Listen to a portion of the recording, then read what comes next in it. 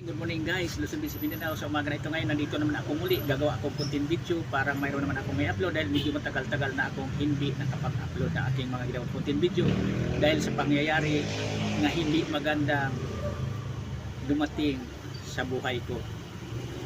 Sa bawat isa sa atin, may kanya-kanya tayong pinagdaanan sa buhay.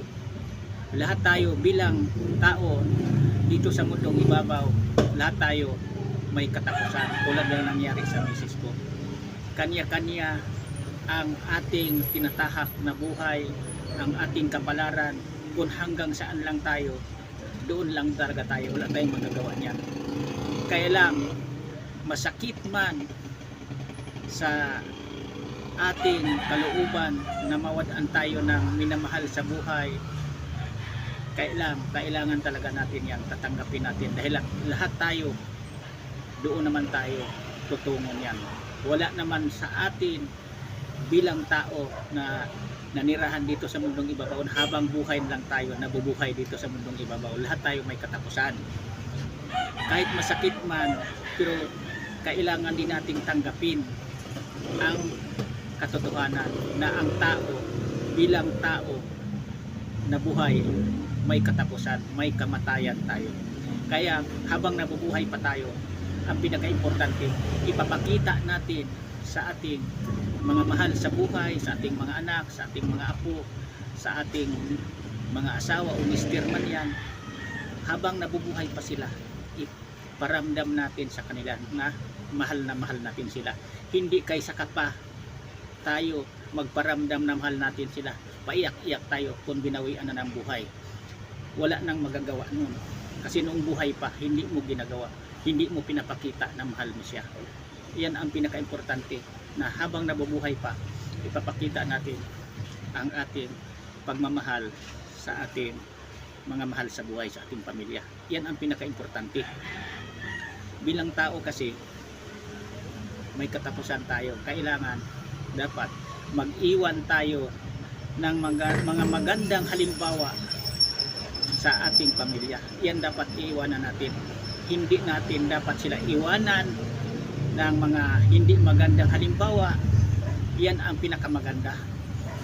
Kahit mawala man tayo dito sa mundo, malaala pa rin tayo sa ating mga anak, sa ating pamilya, sa ating mga apo, na sa isip pa rin nila ang nagawa natin na iniwan na para sa kabutihan nila, na ituro natin sa kanila kung ano ang tama na dapat nilang gagawin habang nabubuhay pa sila dito sa mundong ibabaw. Pagpasensyahan nyo pala ako na hindi ako nakapagawag content video, hindi ako nag-video kasi busy ako, kulang ako sa tulog.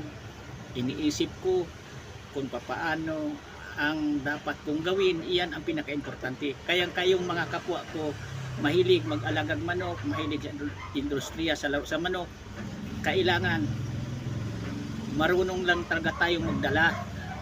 Kasi huwag tayong tumudo-tudo, ubus-ubusan kung anong mayroon tayo para namang mayroong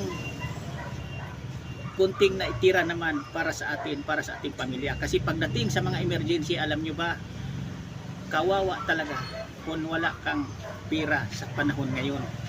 Kahit wala ka ng buhay, binawian ka ng buhay, hindi ka palabasin sa ospital kapag wala kang pangbayad na cash. Lalo na tulad sa misis ko, private ang ospital na kanyang dinalhan na binawian siya buhay. Kailangan talaga babayaran mo ng kabuuan, parang dadalhin sa kulinarya. Sa kulinarya naman, kailangan din magbabayad ka. Hindi rin pwedeng wala kang pira. Kayang kawawa ang walang pira, kaya palang matagal yan maipalibing dahil walang pambayad sa bill sa ospital, walang maibayad sa kulinarya. Yan totoo. Tulad ng misis ko, dumiskarte kami, mga anak ko, nagtulungan kami kasi doble ang bayad dahil kung dito palibing ko sa Quezon City, sagot ng government dito sa Quezon City, libre, wala kaming bayaran. Pero ang gusto ko, uwi doon sa Montalban, Kasi nandoon na ilibing yung anak naming namatay, tapos may bahay kami doon, gustong gusto talaga niya doon sa Montalban siya tumira.